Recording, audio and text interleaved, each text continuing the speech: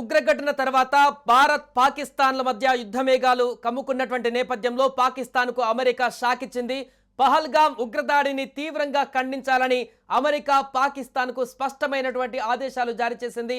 ఉగ్రవాదాన్ని ప్రోత్సహించొద్దని అగ్రరాజ్యం పాక్ను హెచ్చరించింది. ఈ మేరకు పాకిస్తాన్ ప్రధాని మంత్రితో అమెరికా విదేశాంగ మంత్రి మార్కో రూబియో టెలికాన్ఫరెన్స్ ద్వారా మాట్లాడారు. సరిహద్దులలో ఉద్రిక్తతలను తగ్గించాలని అన్నారు.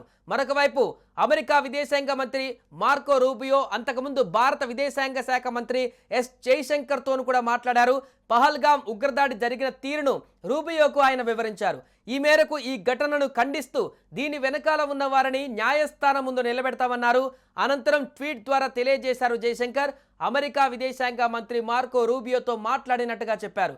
మరొక వైపు ఈ ఘటనను మార్కో రూబియో తీవ్రంగా ఖండించారు. ఇది ఘోరమైన ఘటనగా అభివర్ణించారు. మృతులకు నివాళులు అర్పిస్తున్నట్లుగా పేర్కొన్నారు. మృతుల కుటుంబ సభ్యులకు తన ప్రగాఢ సానుభూతి ఉంటుందని కూడా అన్నారు. ఉగ్రవాదాన్ని అణిచివేయడంలో భారత్కు తమ వంతు కృషి చేస్తామని తెలిపారు. ఇరు దేశాలు సరిహద్దులలో ఉద్రిక్తతలను తగ్గించుకోవాలని కూడా కోరారు. మరొక వైపు ఇప్పటికే త్రివిధ దళాలతో ప్రధాని నరేంద్ర మోదీ సమావేశం నిర్వహించారు. త్రివిధ దళాలకు ప్రధాని మోదీ పూర్తి స్వేచ్ఛనిచ్చారు. టైం డేట్ మీరే ఫిక్స్ చేయాలని కూడా ఆదేశాలు ఇచ్చారు. పాకిస్తాన్కు ఎలాంటి జవాబు ఇవ్వాలో సైన్యమే నిర్ణయిస్తుందని ప్రధాని మోదీ అన్నారు. ఉగ్రవాదాన్ని అణిచివేయాలన్నదే తమ ధ్యేయమని అన్నారు. ఈ సమావేశం దాదాపు గంటన్నర పాటు సాగింది. పలు కీలక నిర్ణయాలు కూడా ఈ సమావేశంలో తీసుకున్నట్లు తెలుస్తుంది. ఈ సమావేశం అనంతరం ఆర్ఎస్ఎస్ చీఫ్ మోహన్ భాగవత్తోనూ ప్రధాని మోదీ కీలక సమావేశం నిర్వహించారు. పహల్గాం ఉగ్రదాడి అనంతరం నెలకొన్న పరిణామాలపైన ఇరువురు చర్చించుకున్నారు.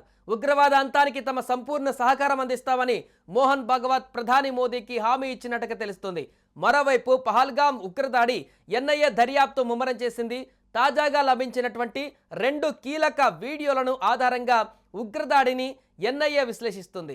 జిప్ లైన్ ఆపరేటర్లను విచారణ చేస్తున్నటువంటి ఎన్ఐఏ బైసరాన్ లోయలో ఉగ్రవాదులు వాడినటువంటి 40 క్యాట్రిడ్జ్లను గుర్తించింది. ఈ మేరకు విచారణను ముమ్మరం చేసింది. మరోవైపు భారత్ ఈరోజు రేపో తమపై యుద్ధం చేసేందుకు సిద్ధమవుతుందని సమాచార మంత్రి అతుల్లా తరార్ ఇటీవలే వ్యాఖ్యానించారు. పాకిస్తాన్కు సంబంధించిన వ్యక్తి. అయితే భారత్ ఈరోజు రాత్రికి దాయాది దేశం పైన సర్జికల్ స్ట్రైక్ మొదలు పెట్టబోతున్నట్లు తెలుస్తుంది. మే 2న ప్రధాని మోదీ భారత జాతిని ఉద్దేశించి సందేశాన్ని ఇవ్వనున్నారని కూడా ఒక సమాచారం తెలుస్తుంది. ఇప్పటికే కఠినమైన చర్యలలో భాగంగా పాకిస్తాన్ను ఆర్థికంగా కోలుకోలేని దెబ్బతీస్తున్నటువంటి భారత ప్రభుత్వం సింధు జలాల రద్దుతో పాటు వీసాల రద్దు, అటారీ వాఘా బోర్డర్ మూసివేత కారణంగా పాకిస్తాన్ ఆర్థిక వ్యవస్థ కుప్పకూలింది. పాకిస్తాన్ ప్రజలు తీవ్ర ఇబ్బందులు పడుతున్నారు. అతి కొద్ది రోజుల్లోనే ఆ దేశంలో ఆర్థిక మాంద్యంలో కొట్టుమిట్టాడుతుందని ఆర్థిక నిపుణులు హెచ్చరిస్తున్నారు.